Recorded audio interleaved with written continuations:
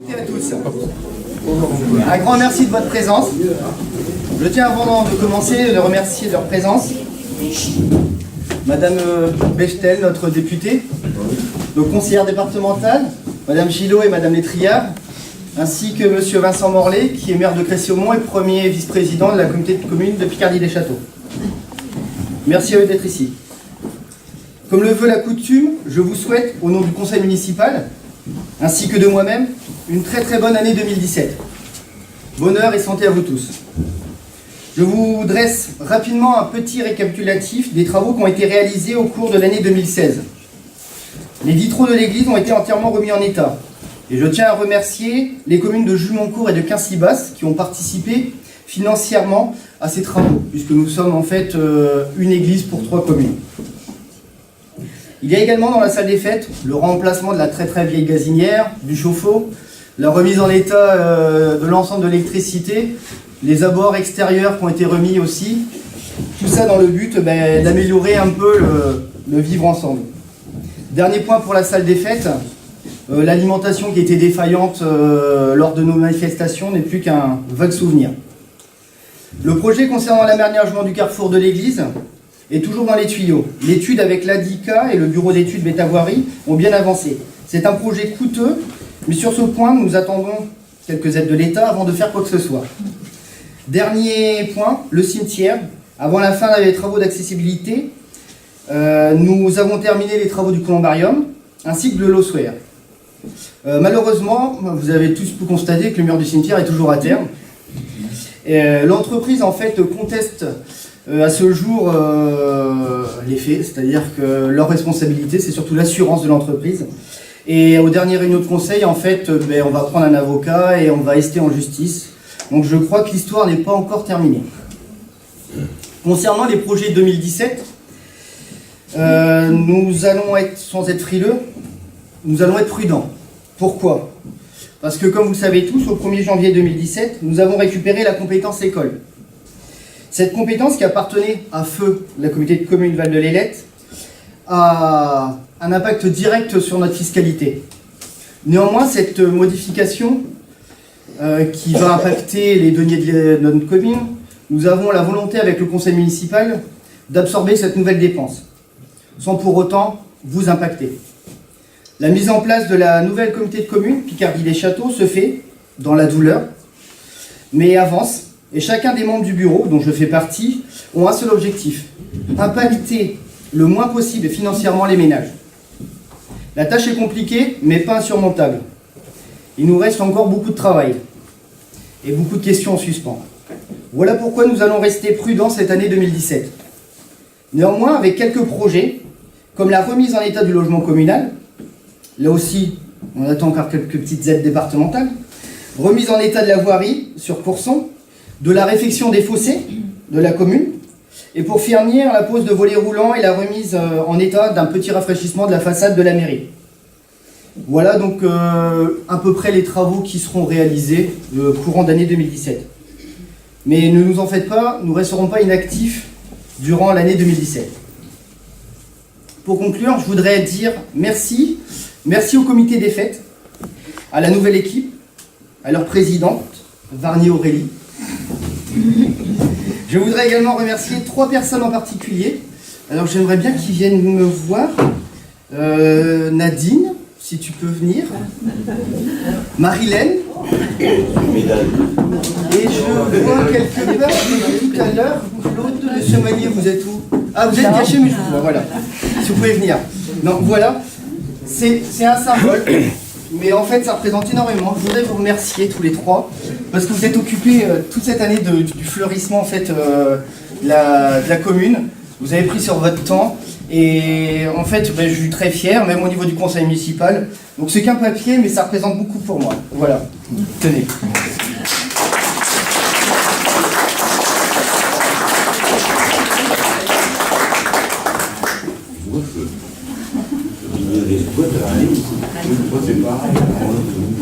Donc à ce sujet, en fait, nous allons bientôt renvoyer dans les boîtes aux lettres. On va recommencer le fleurissement du village. L'année dernière, on avait une dizaine de personnes, c'était super. On va essayer de continuer un peu sur le même concept. on vous renverra un petit message et on refera de manière encore un peu plus importante que l'année dernière le fleurissement du village. Donc voilà, j'en termine, ou presque. Encore un grand merci à Marie, notre secrétaire de mairie, qui en l'espace d'un an a su assurer la continuité des vignes. Et vous savez que c'était pas si facile. Et d'ailleurs, en parlant des vignes, je voudrais aussi qu'elle vienne à côté de moi. Vous allez à côté, donc ça tombe bien. Non, voilà, je voulais juste vous dire que Evelyne donc, est en retraite déjà depuis un an. Et depuis un an, tous les mercredis après-midi, elle vient bénévolement nous aider à finir le fastidieux travail de l'archivage. Donc je voudrais lui dire un grand merci et lui remettre ce petit présent. Et encore un grand merci.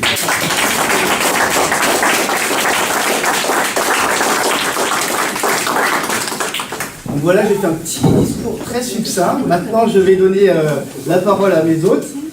Commencer par Madame Bechtel. Non, on finit. Ah, on finit par vous, oui. Oui. Alors, autant pour moi. Apparemment, c'est pas mon tour. Bon. Allez-y alors. Merci beaucoup, monsieur le Marie. Bien, bah, écoutez, mesdames et messieurs les élus, mesdames et messieurs, avant de vous souhaiter tous mes vœux pour cette année 2017, j'ai un petit mot tout spécialement justement pour, j'allais dire, les bénévoles et aussi le personnel de mairie qui se battent d'arrache-pied au profil de leur commune avec des moyens, il faut le dire quand même, le plus souvent faibles, voire inexistants, puisque comme vous le savez, nous sommes en train de subir, comment dirais-je, un amoindrissement des moyens à tout niveau, donc aide de l'État. Bon, de la région, c'est en train de bouger, donc en ce moment c'est un peu particulier, du département, on est obligé de faire des économies un peu partout, ça tout le monde le sait. Et c'est vrai que le travail de maire aujourd'hui s'en trouve particulièrement difficile dans la mesure où, en raison de ces faibles moyens, nous avons des communes pour lesquelles il faut aller jusqu'à intervenir à la main, carrément, pour combler des trous, des ornières. Il n'y a pas d'heure, quand on est maire, il faut se lever la nuit. Il y a toujours des problèmes comme ça qu'il faut régler. C'est un travail qui, je vois de plus en plus, qui n'est pas forcément très, au niveau de la reconnaissance, très, j'allais dire, récompensé. Bon, pour faire un petit bilan de l'année 2016, en plus de ce manque de moyens que nous subissons malheureusement, il y a eu aussi des événements un peu plus, encore plus funestes qui sont des attaques terroristes que nous avons subies de plein fouet, et même dans des endroits tellement reculés qu'on ne pouvait même pas le prévoir. Donc ça, c'est quand même quelque chose qui doit nous rappeler que même dans les coins les plus reculés, on ne sait jamais ce qui peut arriver. Et puis c'est vrai que ce phénomène-là, malheureusement, joue aussi sur nos finances, puisqu'il nous oblige à mettre en place des dispositifs de sécurité absolument drastiques. Je pense notamment à toutes les manifestations qu'on peut voir, vous en avez peut-être entendu parler. Il y a des normes qui sont en train d'être mises en place au niveau de la sécurité, ne serait-ce qu'au niveau des barrières de sécurité, au niveau des véhicules de protection. Et parfois, ça peut coûter 2 fois le prix qu'aurait coûté la manifestation sans ça. Donc les manifestations, on va peut-être en avoir un petit peu moins à l'avenir. Bon. Bon, évidemment, c'est vrai que c'est pas très joyeux. Il y a également, je ne vais pas m'apesantir là-dessus parce que bon, c'est justement le domaine de Madame Létriard qui s'occupe de tout ce qui est affaires sociales. Donc on a un phénomène dans l'Aisne qui est assez préoccupant. Il y en a 2 précisément. C'est celui des personnes âgées, des personnes en autonomie réduite, ou qui ne sont pas en pleine capacité de leurs moyens, parce que nous avons des dispositifs bien sûr départementaux qui sont mis en place mais qui ne sont pas suffisants, et donc on a malheureusement des personnes qui sont obligées d'être placées dans d'autres départements, voire d'autres pays, et on manque évidemment cruellement de moyens, sachant qu'évidemment au niveau des finances encore ça nous impacte beaucoup. On a aussi un gros sujet auquel nous devons faire face les prochaines années, c'est la réinsertion des jeunes et des moins jeunes, puisque, comme vous le savez, il y a des accidents de la vie qui peuvent arriver. Donc on a des personnes qui sont sur le carreau, qui ont été licenciés économiquement. Oui, encore des entreprises qui licencient économiquement aujourd'hui, sans parler de toutes celles qui ont fermé ces 30 dernières années. Donc on a des gens qui perdent confiance, qui ont beaucoup de mal à se réinsérer dans la vie quotidienne, à se lever le matin, avec tous les gestes classiques. Voilà.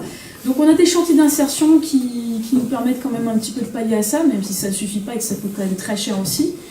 Mais on observe quand même pas mal de résultats parce qu'on voit des gens qui réapprennent un métier et qui arrivent à se réinsérer quand même dans la vie professionnelle. C'est pas évident, mais on en a quand même. Et alors les deux domaines, j'ai noté, qui sauvent ces gens-là quand même, c'est souvent le patrimoine. Parce que le patrimoine, ça, je sais pas, ça grandit, ça. Et puis il y a l'environnement, tout ce qui est entretien, jardinage, etc. Ça, c'est des choses qui arrivent à sauver ces gens-là, heureusement. Mais il y a encore du travail. Je ne vous parle pas du chômage, de la précarité, tout ça, mais enfin, ceci étant dit, une chose quand même à noter dans l'Aisne, qui est quand même très intéressante, c'est les associations, toutes les associations qui existent, le travail des bénévoles justement dans nos communes, les gens qui commencent, et donc apparemment chez vous aussi, à s'adonner au fleurissement des villages, ce qui change quand même la vision de l'extérieur. C'est quand même important d'avoir des villages propres, d'avoir des villages nettoyés, des façades à peu près en bon état, des jardins quand même fleuris. Ça donne vraiment une autre approche de notre département qui en a grand besoin. Voilà. Donc, à ce jour, je voudrais aussi, alors c'est dommage, il n'y en a pas beaucoup aujourd'hui, mais porter mon message aux jeunes. Parce que malheureusement, on ne les voit pas beaucoup. Et ce serait bien qu'on les voit beaucoup plus s'investir dans les associations, ne serait-ce que pour commencer déjà dans leur propre village. Parce que, je ne parle pas forcément pour moi, mais nous ne sommes pas éternels. Et il va bien falloir que quelqu'un reprenne le flambeau derrière. Et ça, c'est quelque chose qu'il va falloir véhiculer beaucoup à l'avenir. Voilà. En tout cas, pour cette année, je pense qu'il faut voir cette année 2017 comme une année pendant laquelle il va falloir beaucoup se serrer les coudes, se serrer les coudes aussi en famille, parce que la famille c'est quelque chose qui dégringole beaucoup aujourd'hui, et fort malheureusement. Et donc, n'oublions pas les personnes de notre village qui sont seules, qui n'ont pas de famille, qui parfois meurent dans la totale solitude et qu'on trouve parfois longtemps après, 2-3 semaines plus tard. Ça, c'est triste. Et je voudrais quand même dire qu'on n'a peut-être pas besoin des autres, mais il y en a qui ont besoin de nous. Et ça, c'est quelque chose pour lequel nous devrions être attentifs, je pense. En tout cas, moi aujourd'hui, je voudrais quand même souhaiter à chacun d'entre vous tous, avec votre passé, avec ce que vous êtes aujourd'hui, une très bonne année 2017 et je vous souhaite bon succès dans tous vos projets, bon succès de réussite, voilà, dans tous les sens du terme. Bonne année à tous. Merci.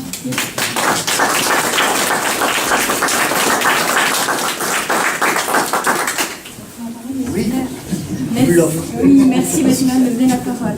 Donc moi je suis Isabelle Létriard, je représente ici Nicolas Fricoteau qui est président du conseil départemental, étant sa vice-présidente déléguée aux affaires sociales. Alors je suis ravie d'être avec vous ce soir, parce que dans l'Aisne nous avons quand même 816 communes, et c'est pas facile de participer à toutes les cérémonies de vœux de chaque commune, et c'est pour ça que c'est d'autant plus précieux d'être avec vous ce soir, et j'en suis bien heureuse, parce que ces cérémonies de vœux, c'est finalement une des très rares occasions que nous avons, nous les élus, de nous faire connaître à vous, de vous rencontrer de visage à visage, de face à face, de faire connaissance. Et j'y tiens beaucoup parce que c'est pas facile d'avoir ces occasions-là. Donc, quel est notre rôle, nous, conseillers départementaux? D'abord, c'est un travail avec vos élus. Nous entretenons avec vos élus les communes, la voirie. Nous, avec le FDS, le Fonds départemental de solidarité, quand une commune met 1 euro pour entretenir une rue, nous en mettons 1,50 €. Voilà, c'est à peu près le schéma. Et ce FDS continuera, je rassure les maires qui ont des inquiétudes, il n'y a pas de souci, ce sera peut-être sous une autre forme, mais on continuera à aider évidemment les voiries. On entretient aussi les 7000 km de routes départementales du département. Nous intervenons aussi dans les équipements des communes. Quand une commune veut faire une cantine, une salle des fêtes, ou alors vous allez parler de travaux, de travaux énergétiques, ou même de logement du bourg. Alors effectivement, on a une politique de réfection des logements en centre-bourg pour aider les communes à valoriser leurs logements, les louer derrière, etc. Donc tout ça, c'est notre rôle en proximité avec les élus. Mais il y a un rôle auquel je tiens d'autant plus que j'en suis la vice-présidente, c'est les affaires sociales. Et là, c'est pas avec les élus, mais c'est directement avec vous, les habitants, que je peux agir et que nous pouvons agir. Nous sommes là pour gérer, par exemple, les assistantes sociales de l'Aisne, c'est nous, le département, qui les gérons, qui les finançons, qui les faisons travailler. Et on s'occupe de qui? On s'occupe de tous. C'est-à-dire que, par exemple, pour tout ce qui touche à la vieillesse, quand vous avez des inquiétudes, vous avez vos parents qui commencent à vieillir, ou votre épouse qui est atteinte d'une maladie invalidante, ou des choses comme ça, ou un enfant en situation de handicap, et tous ces soucis-là, il faut nous en saisir. Nous avons d'abord l'accompagnement social pour cela, les assistantes sociales, mais aussi la MDPH, c'est nous, pour les traiter le handicap, les foyers d'hébergement, les maisons d'accueil spécialisées, les foyers d'accueil médicalisés, et puis surtout le soin à domicile. Toutes les organisations de services à domicile, le maintien à domicile pour les personnes âgées, c'est nous qui organisons ces services-là. Donc n'hésitez pas à nous faire part de vos inquiétudes, il existe plein d'outils, il existe plein de solutions, et nous avons des travailleurs sociaux qui sont là pour trouver la bonne solution adéquate à chacun. Donc je tiens à le dire et à vous en faire part, sollicitez-nous, venez nous chercher pour toute question afférente à votre vie quotidienne pour qu'on puisse vous simplifier la vie quand vous êtes dans la difficulté. Après, ma collègue a parlé de l'insertion, évidemment. Nous avons un département très sinistré qui souffre du chômage, qui souffre de la pauvreté. Et nous avons malheureusement environ 18 000 bénéficiaires du RSA dans l'Aisne, ce qui est énorme. Et ça représente 94 millions d'euros rien qu'en versement de l'allocation RSA pour une année 2017 pour le département. 94 millions d'euros. Alors nous, notre boulot, on s'est dit, on ne va pas se contenter de verser cette allocation et laisser les gens comme ça. Donc on veut arriver à éviter que les bénéficiaires du RSA s'installent dans ce dispositif et que ça devienne de l'assistanat généralisé. On refuse cela. Du coup, on a décidé de prendre le taureau par les cornes et de s'occuper de chaque bénéficiaire du RSA en proximité, vraiment de visage à visage, et de s'occuper de chacun. Et on a mis 4 millions d'euros pour créer, stimuler, financer des ateliers d'insertion, des chantiers d'insertion, de l'accompagnement social, pour que vraiment on puisse aider les gens ponctuellement, mais éviter qu'ils s'installent. On a vu que 45% de nos bénéficiaires du RSA sont dans ce dispositif depuis plus de 4 ans, et ça, on voudrait vraiment l'éviter. Voilà, donc on a un gros défi à relever, un grand chantier, on y travaille bien. D'ailleurs, notre nombre de bénéficiaires du RSA a stagné alors qu'il augmentait depuis des années. Là, bon, c'est encore beaucoup trop élevé et malheureusement avec cette pauvreté qui s'installe, c'est difficile. Mais on essaye vraiment de faire machine arrière, mais en mettant les moyens pour cela. Voilà, donc en tout cas, moi je suis ravie d'être avec vous aujourd'hui. Je suis ravie d'avoir vu des habitants récompensés et mis à l'honneur, parce que c'est vrai que sans ces bonnes volontés, le monde associatif, le bénévolat et l'engagement des citoyens, c'est la vie. C'est vous qui faites la vie de votre village. C'est vous qui faites le dynamisme, l'attractivité de votre commune. Et moi, je tiens mon chapeau à monsieur le maire et à son équipe, qui malgré la baisse des dotations et le peu de rentrées, continue à avoir des projets, à faire des travaux, à entretenir et à prévoir des tapis. Donc, vraiment, félicitations. Et puis, je serai contente d'aller parler avec chacun de vous après tous les discours.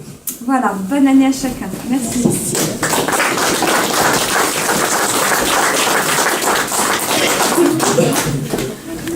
Eh bien, monsieur le maire, madame la vice-présidente du conseil départemental, madame la conseillère départementale, monsieur le vice-président, le premier vice-président de la communauté d'intercommunalité Picardie des Châteaux, messieurs les maires, tout simplement, chers amis, je suis heureuse moi aussi d'être parmi vous pour ces vœux qui s'achèvent. On arrive à la fin du mois de janvier. Heureusement, les maires, on ne peut pas être partout. Mais là, j'arrive de Soissons, mais c'était une réunion d'anciens combattants, parce que les réunions reprennent aussi, les assemblées générales reprennent maintenant. Grande association qui est l'ARAC, très grande association. Et nous avons beaucoup parlé de choses qui étaient d'avenir et pas seulement du passé d'ailleurs. C'était extrêmement intéressant, y compris naturellement le centenaire du chemin des dames l'année prochaine. Mais ce n'est pas de cela, bien sûr, que je veux vous entretenir. Je ne veux pas vous lasser en répétant ce qui a déjà été dit. Je veux quand même féliciter la commune qui fait tout ce qu'elle peut avec des moyens qui sont en effet réduits. Vous savez bien que nous sommes dans une ambiance de réduction de la dépense publique. La seule chose qui a profité aux communes de l'Aisne, entre tous les départements, c'est l'augmentation des dotations de l'État, ce qu'on appelle la DETR, la dotation de l'équipement des territoires ruraux. L'Aisne a eu une augmentation de 40% l'an dernier et de 40% cette année. C'est une dotation spécifique aux territoires ruraux. Donc, d'une certaine manière, il y a quand même une lente prise de conscience dans ce pays qu'on ne peut pas traiter les territoires ruraux vraiment comme les autres. C'est un peu lent, ça devrait aller plus loin parce que ça met en cause quoi dans votre vie quotidienne? Mais les services publics.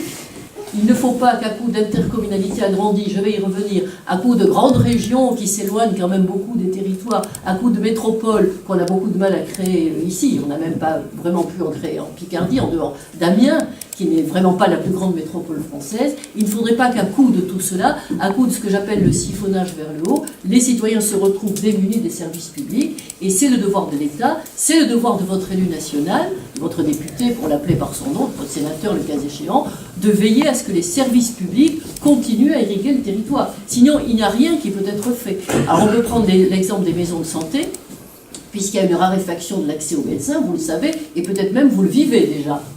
Il y a les maisons de santé qui sont censées être créées sous l'égide des agences régionales de santé, qui sont le bras armé du ministère de la Santé dans chaque région.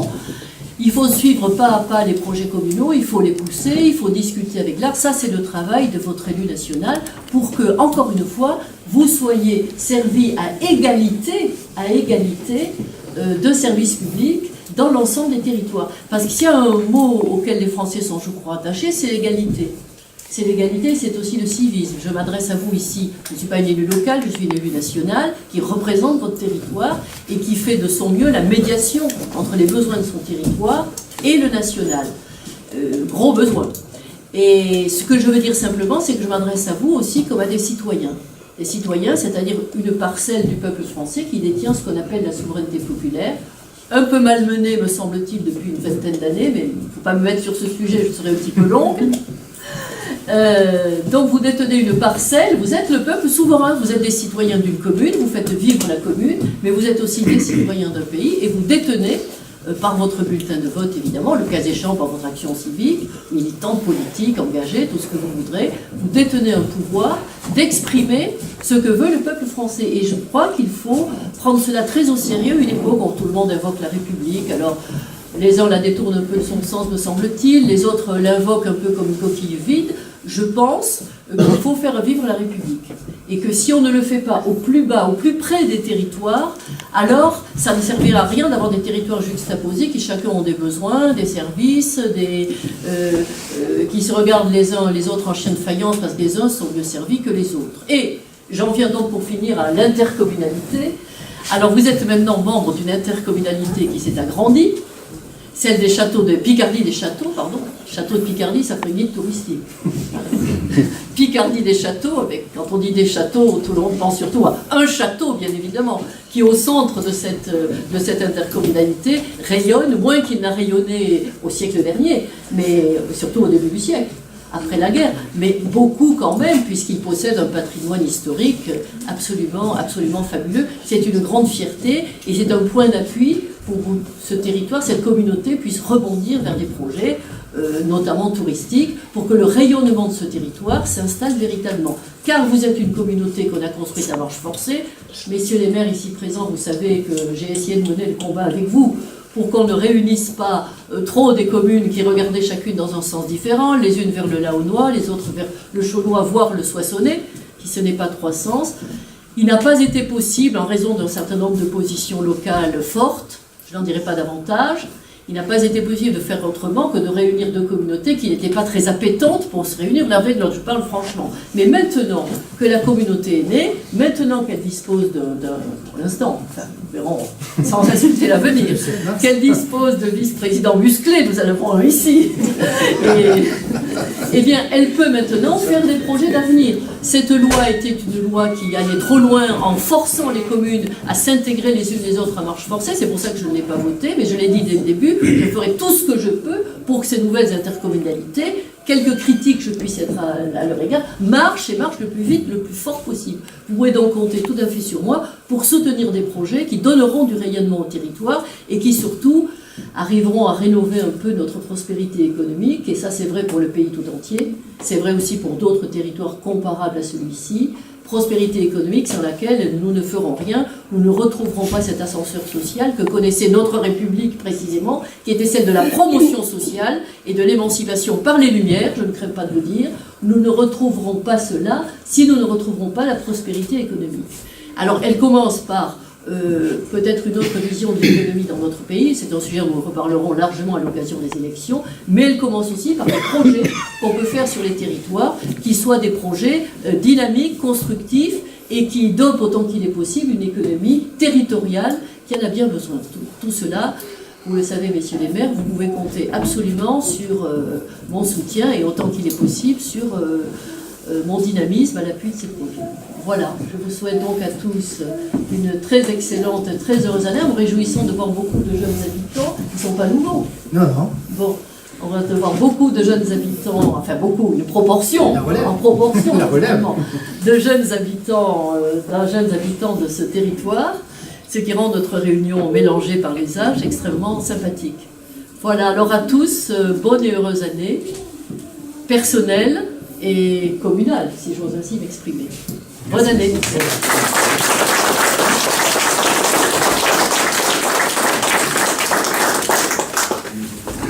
Je vais terminer, je vais clore, je n'aurai qu'un mot.